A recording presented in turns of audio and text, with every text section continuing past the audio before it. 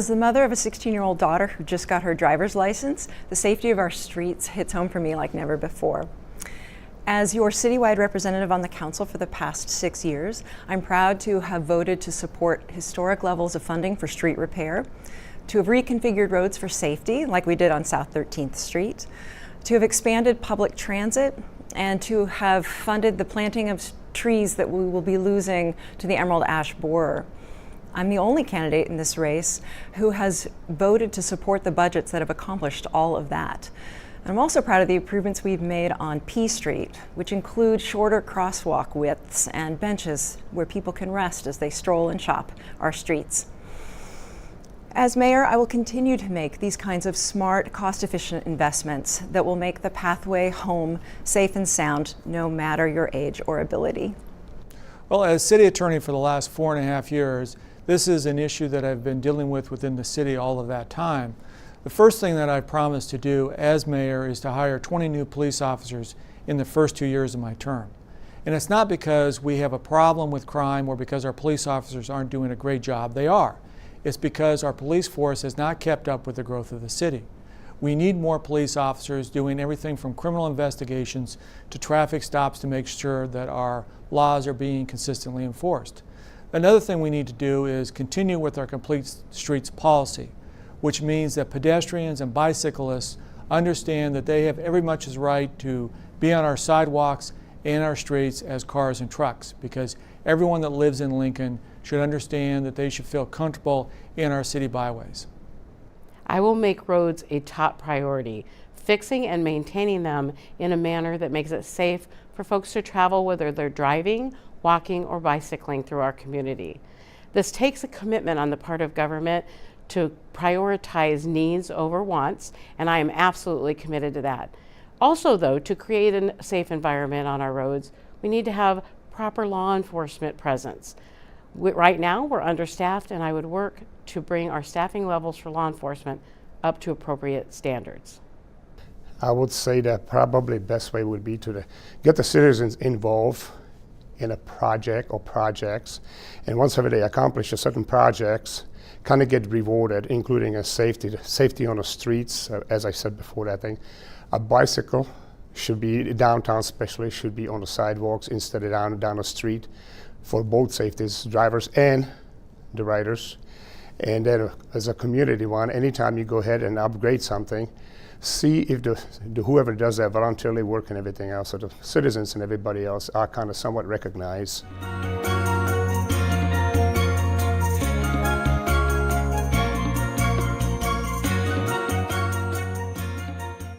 I'll never forget when my oldest child took her first steps on the sidewalk outside my home. I walked alongside her as she toddled and stumbled her way over to our neighbor's home. Fred and Verna, who were sitting on their porch, place they'd lived since FDR was president, waiting to greet us with a smile. A vibrant community should allow for many occasions to stumble upon one another and to do the things we love. As a former planning commissioner and your city councilwoman, I've worked hard over the last 12 years to make this a more livable and walkable community. I have supported a record number of sidewalk repairs, supported the construction of new downtown residences, and the expansion of our trails network. As your mayor, I envision a future that will include expanding the development of housing and easy access to services and retail in our neighborhood commercial centers and declining shopping malls, creating vibrant villages within the city where seniors would find attractive places to live, work, and play. We need to get back to the basics. We know what makes a community more livable and walkable. We need to maintain good quality sidewalks, and right now, frankly, we're falling a little bit behind in that regard. A lot of neighborhoods, the sidewalks need more of an investment. We also know that a walkable neighborhood is one that's inviting because it has green space and because it has trees. And so during this crisis of the emerald ash borer, we need to make sure that every ash tree that comes down in this city is replaced by another tree. We also need to, when we're building new neighborhoods, ensure connectivity. People need a place to go when they get out on the sidewalks, whether that's a store, a church, a park, or a library. They need to be connected to places outside their immediate neighborhood, and that's what makes the city walkable. Walkability and livability means affordability. In other words, while we have spent a lot of time and effort focusing on downtown, and that has been great, that isn't always true as you move further away from the downtown and Haymarket areas.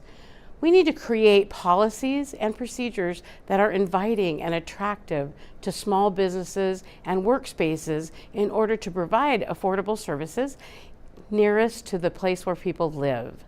My administration would work to create that environment through the use of policies and zoning. One of the things person would have to try, and I know it will work, flexibility spaces. A lot of people, when they come and when they want something, they want to now. A lot of times it happens. People say, "Well, I got this thing," but you have to wait. But meantime, you're losing a lot of people who decide to leave a Lincoln, like a community garden. You know, that is a flexibility right off the bat. People get together, they accomplish something, and they kind of get reward for it at the same time.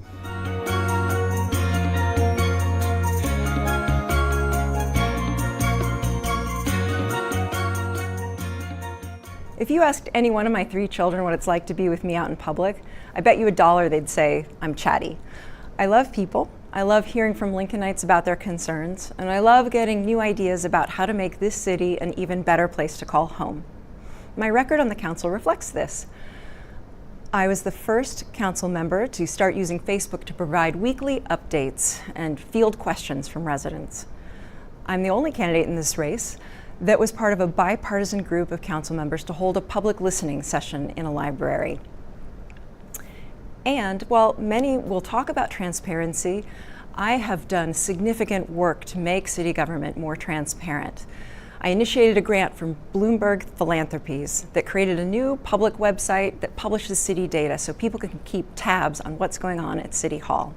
As your next mayor, I look forward to creating a series of Mayor's Night Out where we could get together and chat about your concerns.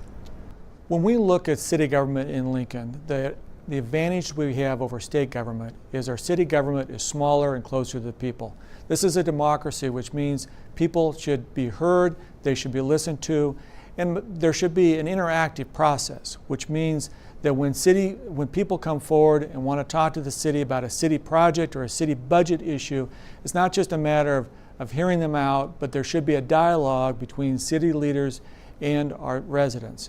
We should talk about what people want as far as their priorities. It shouldn't be a matter of just taking a survey and looking what polls better. It should be a matter of engaging in actual dialogue about what our priorities are, what the limits of our resources are, but really getting into neighborhood by neighborhood to talk about what people see on their streets and the investments they want the city to make in their neighborhoods.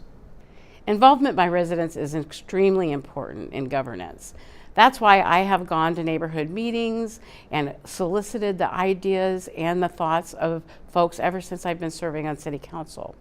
As mayor, I would not only continue that process, but I would encourage further processes. For instance, I would commit to a town hall meeting in every quadrant of the city at least once a year.